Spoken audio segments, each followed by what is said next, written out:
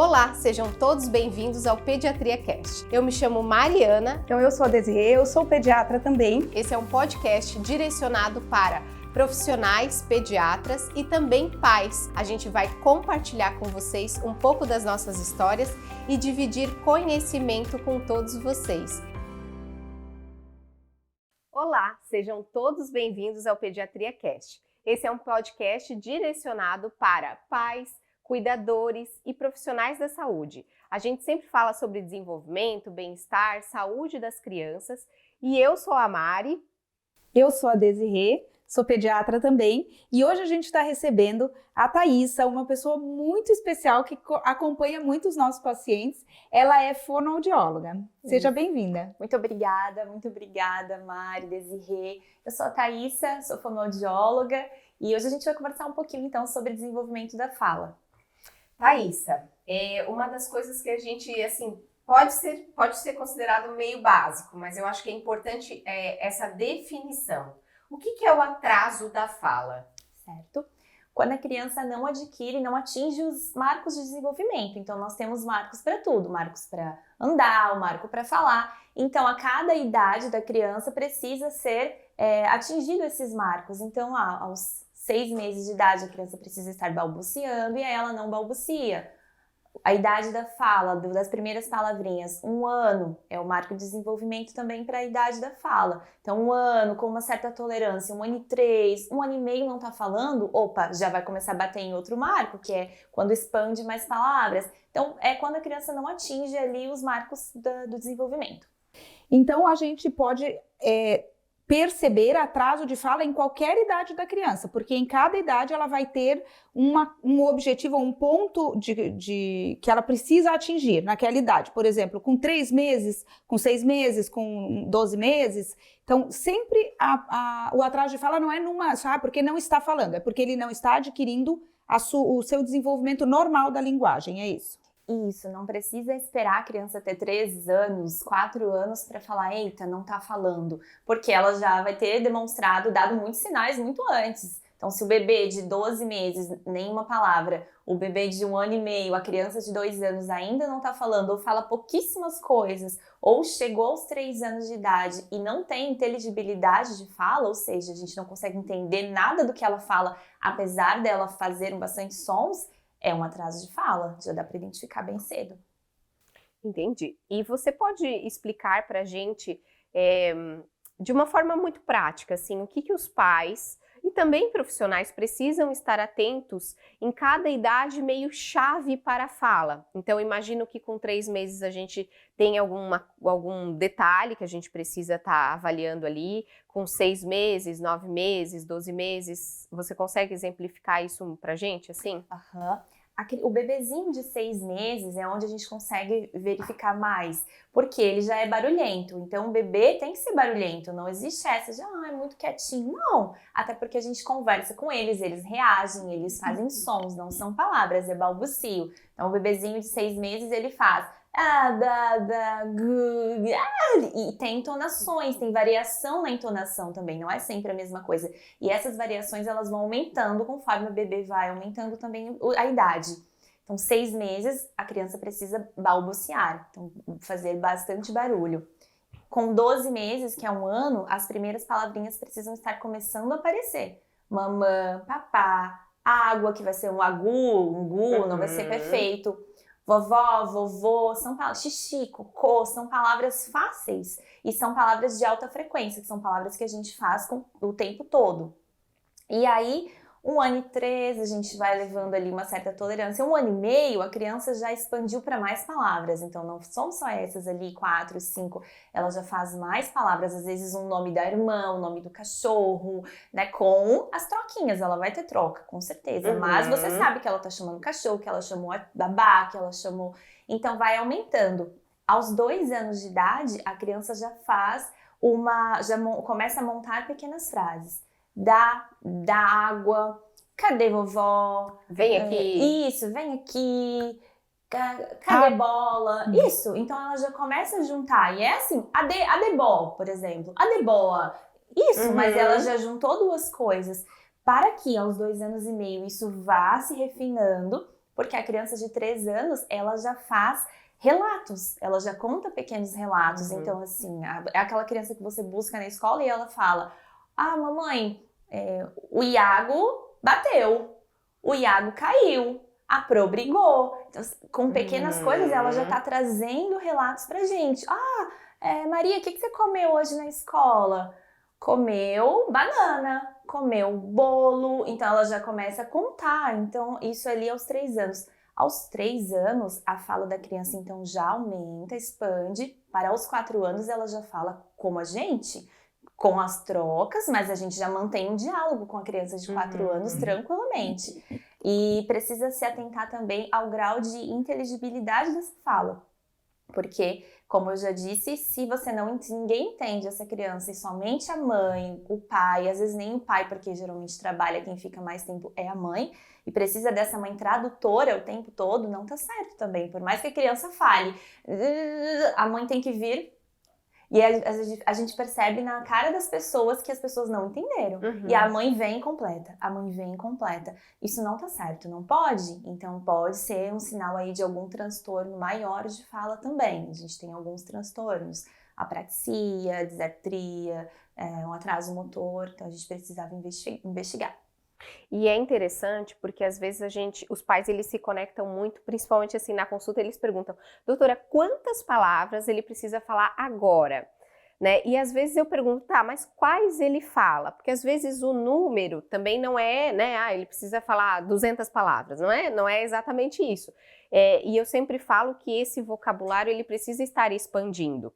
Então quando eu vejo uma criança de 1 ano que fala mais ou menos, mas a gente vê que ele está melhorando, cada vez ele está aumentando, muito provavelmente ele vai conseguir chegar no marco de 1 ano e 3, né? Ou de 1 ano e meio. O que é diferente de uma criança que estacionou, né? Com 1 ano e 1 ano e 6 na mesma, continua falando praticamente as mesmas coisas. Porque depois de 1 ano a gente vê as crianças a cada 3 meses. Então a gente também tem essa possibilidade de estar avaliando de uma forma mais contínua, né? E como é sempre a mesma pessoa que avalia, facilita, porque eu lembro que na consulta passada ele não falava isso, e eles não só adquirem a fala, mas eles adquirem outras habilidades que vêm junto com a fala, até a maneira de brincar, a maneira de expressão, né, facial, a maneira de se dirigir à pessoa que conversa com eles. Então isso também são outros sinais de que a linguagem está se desenvolvendo bem, né? Exato. A fala, ela tá no topo de uma escadinha de habilidades, né? Então, às vezes a criança chega pra gente, não fala, mas a gente vai ver essa criança, ela também não tem contato visual, ou às vezes ela também não interage, ela brinca sozinha, ela não busca pelo outro,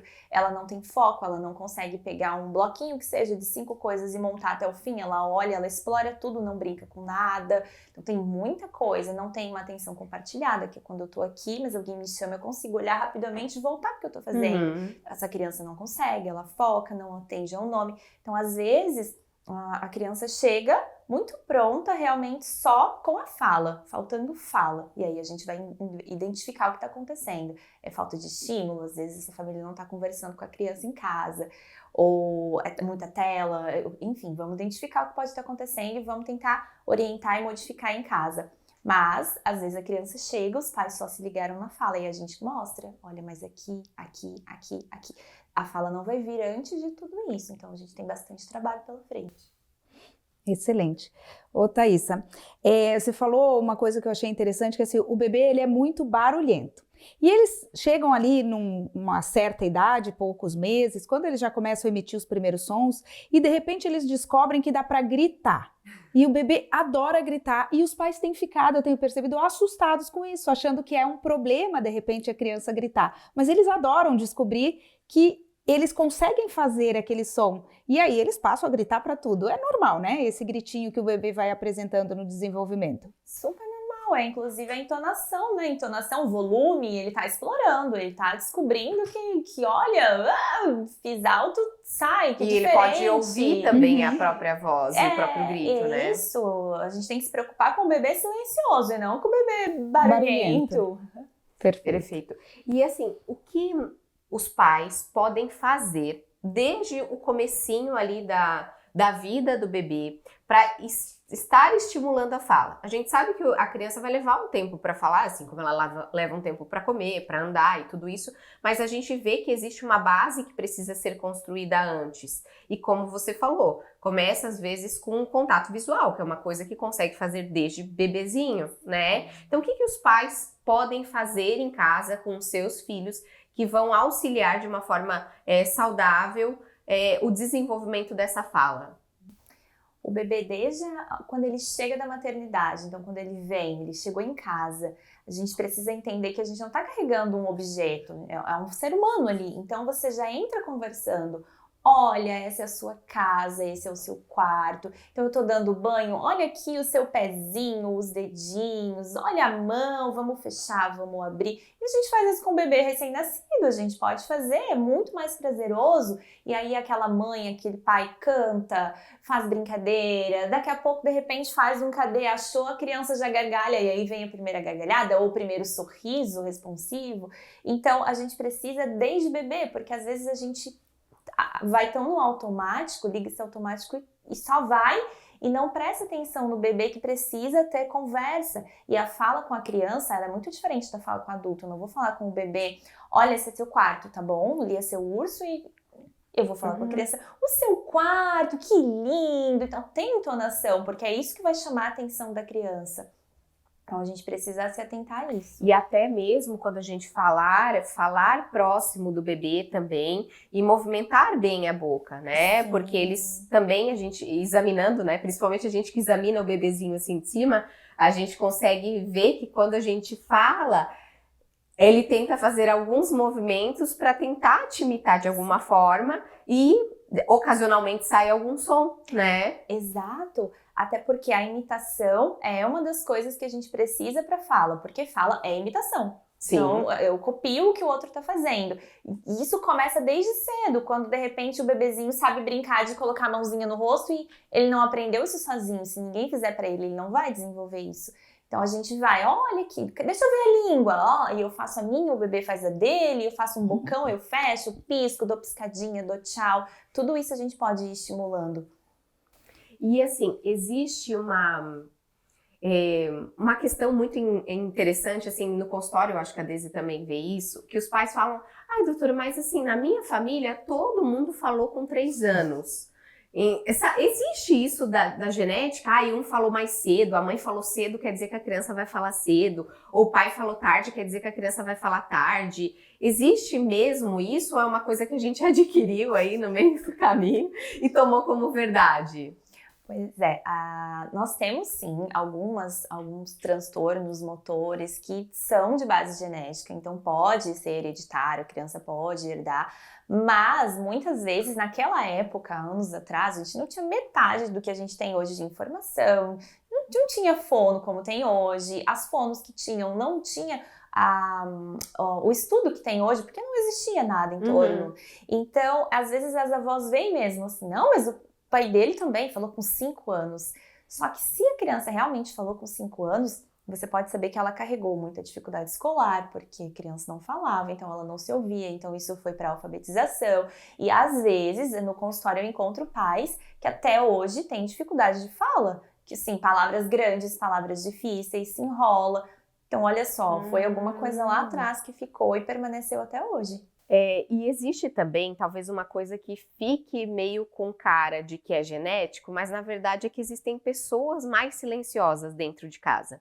Então eu tenho famílias que são mais silenciosas, são pais que falam pouco, então muito provavelmente eles também falam pouco com a criança. E aí, consequentemente, também vai ser uma criança que fala um pouco menos comparado, às vezes, com uma família que é todo mundo tagarela, todo mundo conversa o tempo todo. Aí acredito que isso seja mais ambiental do que, de fato, genético, né? O ambiente interfere muito no desenvolvimento da criança. E com certeza, uma criança que tem irmãos em casa, que tem mais crianças, que no final de semana brinca com o primo, e os próprios pais são mais falantes, ele vai desenvolver essa fala mais rápido. E os pais que são muito quietos. Mas aí, às vezes, se é uma criança que não frequenta escola, que fica só em casa com o pai e com mãe, ela vai ter que dar um jeito de tornar isso lúdico, de sentar, de conversar, porque às vezes tem mesmo, eu já tive mãe que assim, mas é que a gente é tão quieto, e às vezes a mãe tá sozinha em casa com o bebê, não conversa com a criança, ela vai fazendo, suprindo as necessidades. Agora é a hora do almoço, agora é a hora da naninha, agora é a hora disso, agora... Não é uma coisa voluntária, porque é natural dela.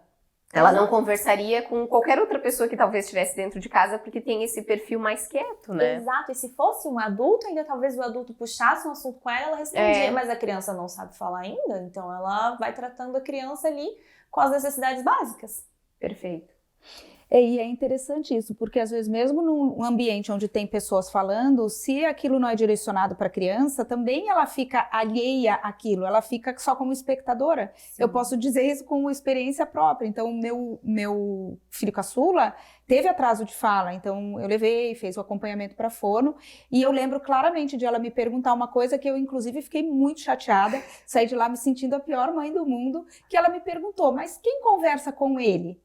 E eu não sabia responder, porque é uma casa onde todo mundo se conversa, com 2 irmãos mais velhos falando, mas ninguém direcionava a conversa para ele. Então ele ficava só olhando as pessoas falando, ninguém dava a vez de ele falar e ele ficava quieto.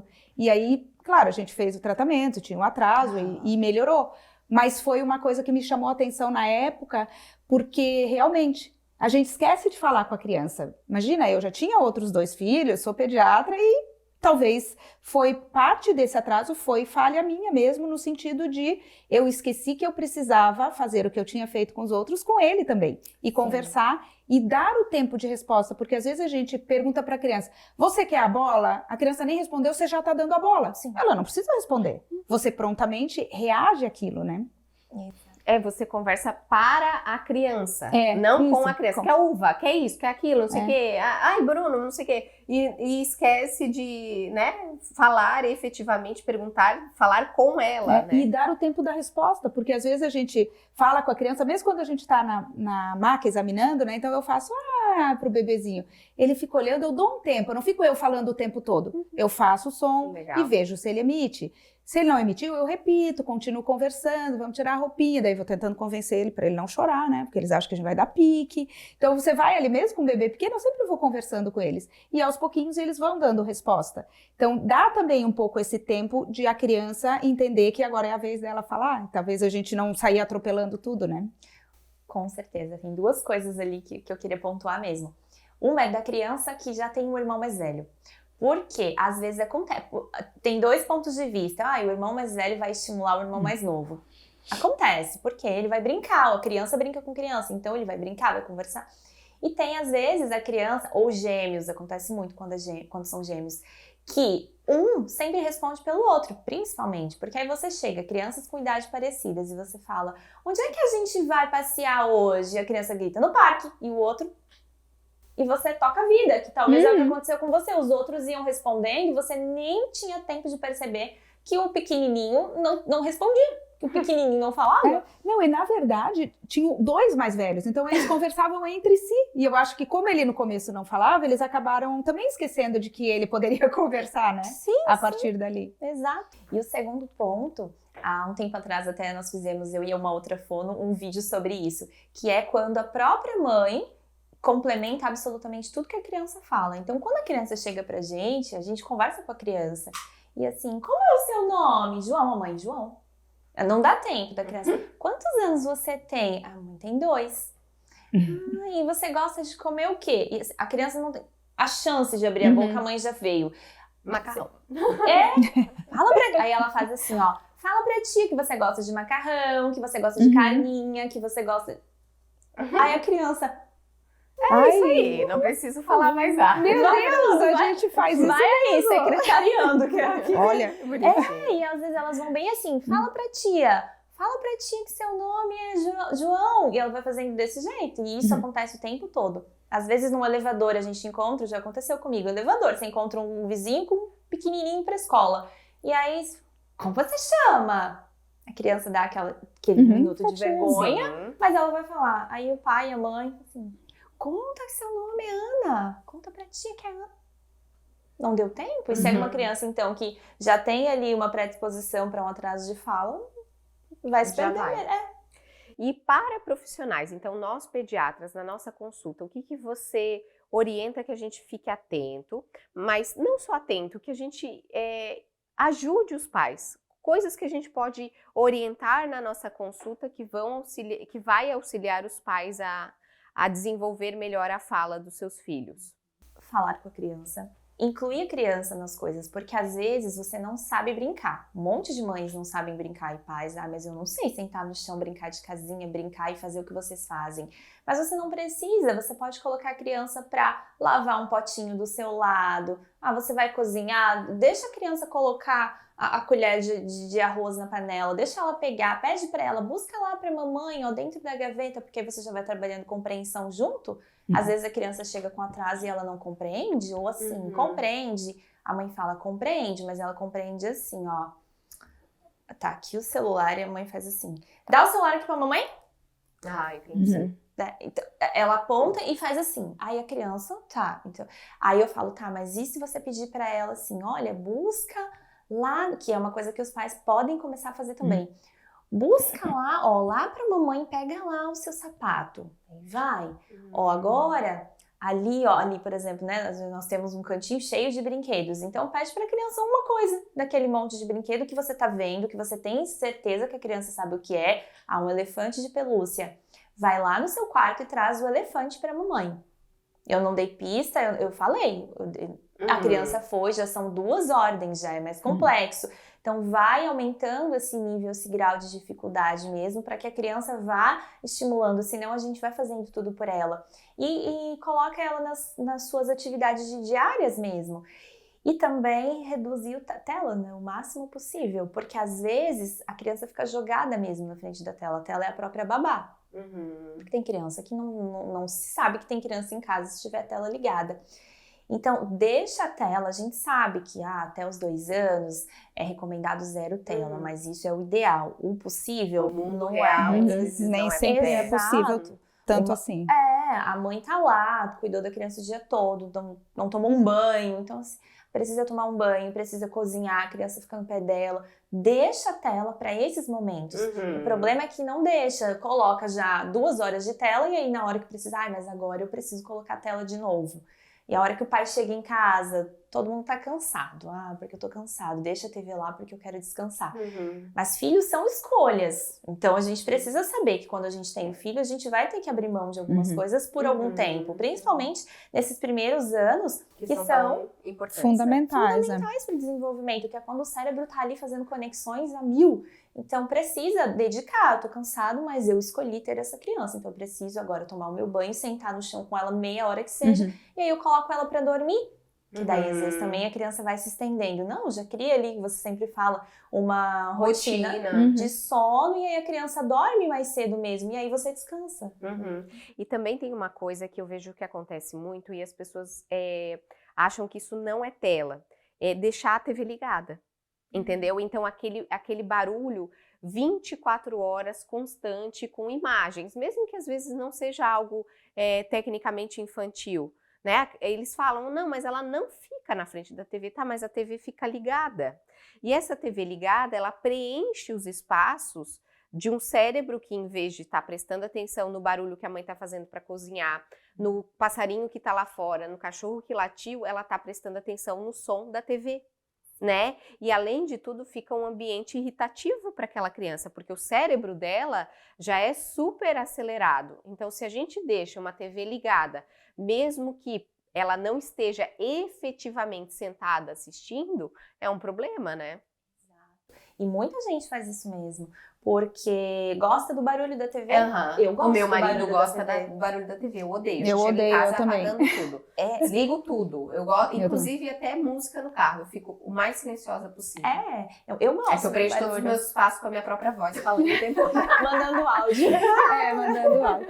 Mas isso é interessante, porque a criança realmente, ela ocupa o espaço que deveria ser de ócio, digamos assim. Tédio. De tédio, de curiosidade, porque enquanto ela está preenchendo o espaço cerebral com informações, porque o nosso cérebro funciona através do que entra nele, ele vai processar e ter algum aprendizado, se está o tempo todo entrando coisas que não são nem úteis, como é que ele vai ter interesse por, pera, que barulho é esse? passou a moto, olha um passarinho. Ou começar a explorar o ambiente nesse sentido de se desenvolver, né? Sim, a atenção nunca tá plena em uma coisa só, porque ela vai, olha pra TV, agora, e eles né, prestam atenção, porque aí a TV, principalmente quando não é direcionado para criança e fica nesse zoom, zoom, zoom só de trás, só que tem passagem de coisas na TV. Então, uma hora é uma propaganda, uma música, ou não sei o quê, e aquilo fica o tempo todo distraindo. Ela nem foca no que ela precisaria, que é no mundo ao seu redor real,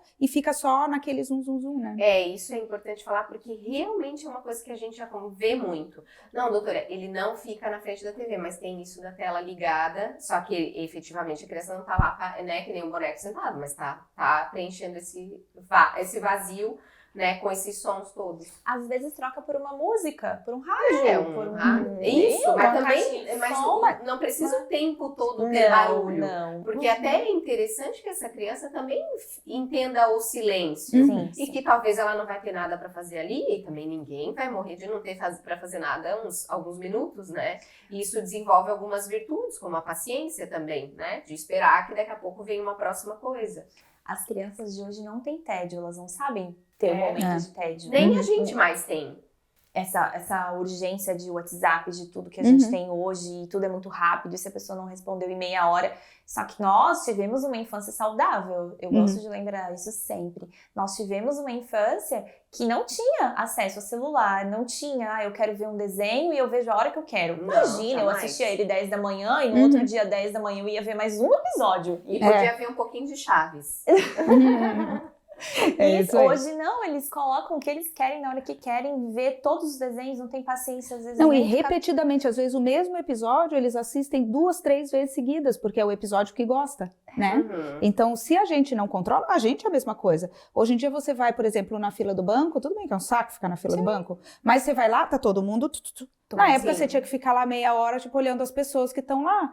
Só que isso treina exatamente virtudes, né? De você tem que esperar, as coisas não acontecem de forma rápida, né? Sim. Então, a gente também tem que treinar isso na criança, entender que as coisas vão ter o seu tempo. Às vezes, num dia de chuva, as mães ficam desesperadas porque o que elas vão fazer em casa? Só dá pra dar TV.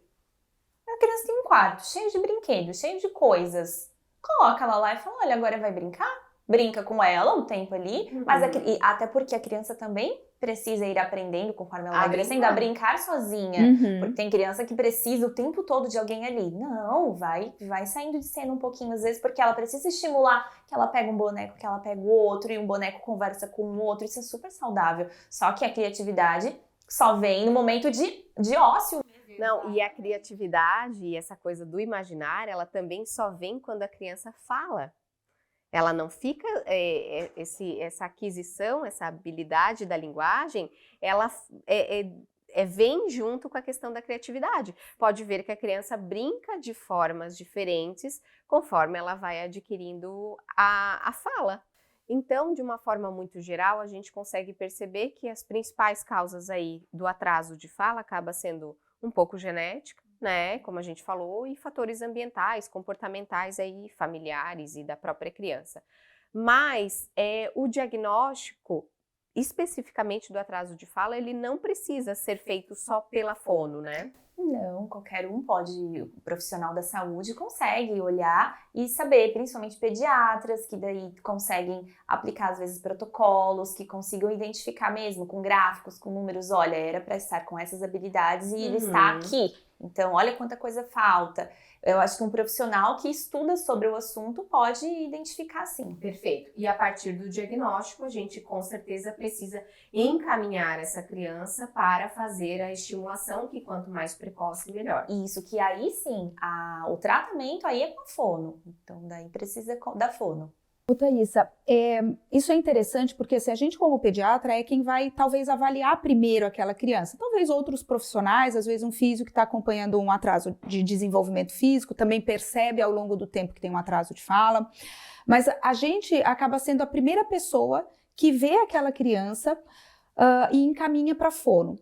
E a gente vê uma certa dificuldade, às vezes, dos pais em aceitarem esse encaminhamento. Eles ficam muito receosos, como se o problema fosse ir à fono, que a fono que vai causar o problema na criança. Na verdade, a gente só está jogando luz e a gente está dando a oportunidade de a gente já identificou o problema e a gente trazer uma solução para esse problema com a fono. Você percebe isso também assim nos seus atendimentos, essa dificuldade ou medo dos pais em procurar no seu atendimento? Percebo, inclusive nós às vezes trocamos alguns pacientes. Umas figurinhas. E às vezes ela me fala, olha, encaminhei, demora 3 meses para chegar até mim, porque os pais aguardam, não, mas eu vou esperar mais um pouquinho, vou esperar mais um pouquinho.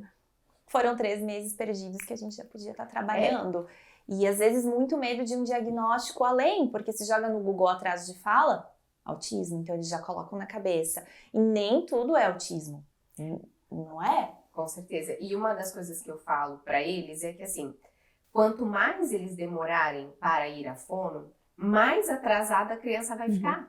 Porque a criança precisa começar a montar frase com 2 anos. Tá, e se ela não fala nenhuma palavra com 1 ano e 6, como é que ela vai chegar com 2 anos montando frases? Ela vai ficar cada vez mais atrasada em relação aos seus pares. Então, quanto antes a gente poder estimular isso, menos atrasada ela vai ficar e muito antes ela vai conseguir alcançar o marco que ela precisa na idade X. E pronto. É muito mais fácil do que ficar esperando o tempo da criança, porque, tá, mas aí quanto tempo nós vamos esperar se eu já vi que ela tá atrasada, né? Sim. Até porque nós criamos os filhos pro mundo. Então, a criança de 1 ano que não fala ainda não tem tantas necessidades. As necessidades dela ainda são básicas. A criança de 2 anos já quer muito mais coisas. Ela já quer contar o que aconteceu, ela já quer pedir uma coisa que não tem aqui. Ela não consegue apontar se eu quiser um bolo de laranja agora. Não consigo puxar você e te levar. Não tem nem geladeira, mas eu quero. E aí, como faz? Então, essa é a criança que ou ela fica muito irritada, que daí ela tenta, não consegue. Então, às vezes, começa a ficar agressivo na escola ou em casa. A criança que chora. Ou é a criança que desiste. E é um pecado a criança que desiste. Ela tenta, a mãe, filho, não entendi.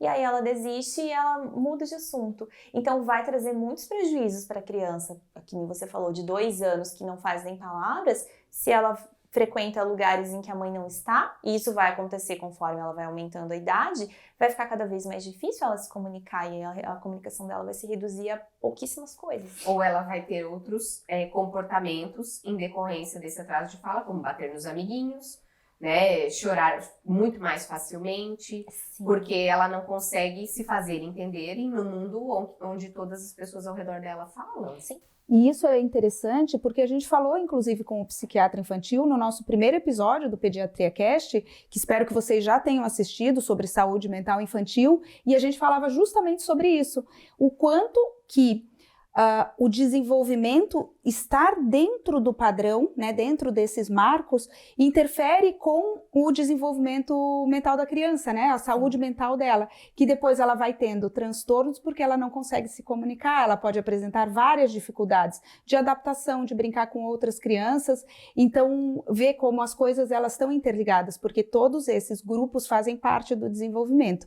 E ter o medo de um diagnóstico é muito prejudicial para a criança, porque é justamente isso, você está perdendo tempo de correr atrás do que já está atrasado. Com certeza.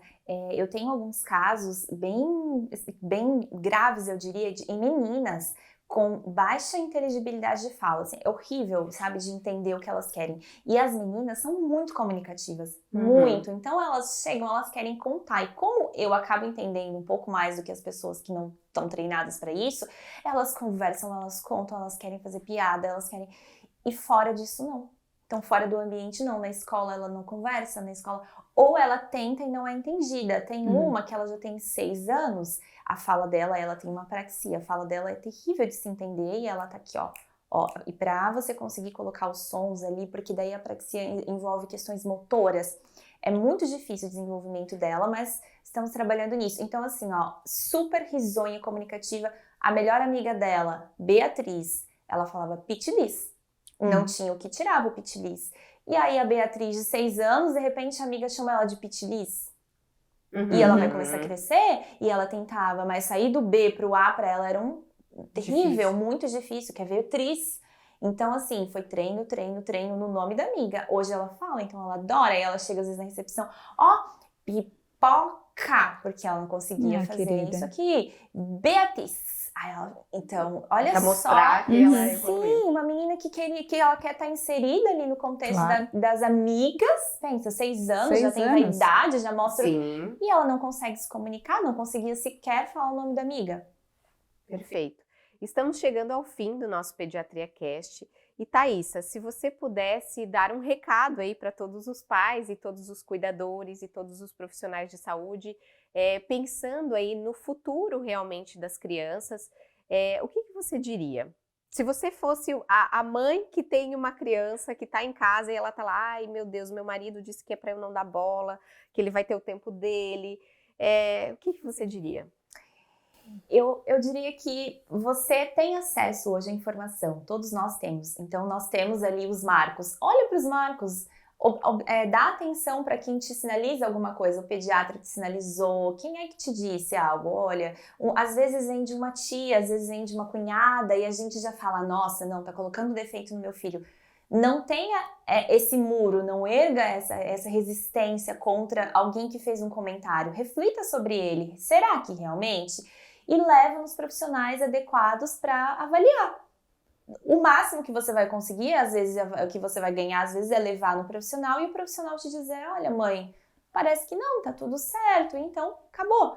Ou às vezes vai realmente encontrar algo, mas ficar em casa, esperando passar, esperando a criança atingir 2 anos, 2 anos e meio, só vai piorar o quadro. Perfeito. Isso aí. Muito obrigada, Thaísa. Foi um grande prazer te receber aqui e falar desse assunto que é super importante, né? E a gente vê que a fala interfere em um monte de outras coisas. E vocês continuem aqui com a gente, que sempre vai ter assuntos voltados para pediatras, mas também para os pais que cuidam, né? Para conseguirem cuidar e ajudar os seus filhos a se desenvolver melhor.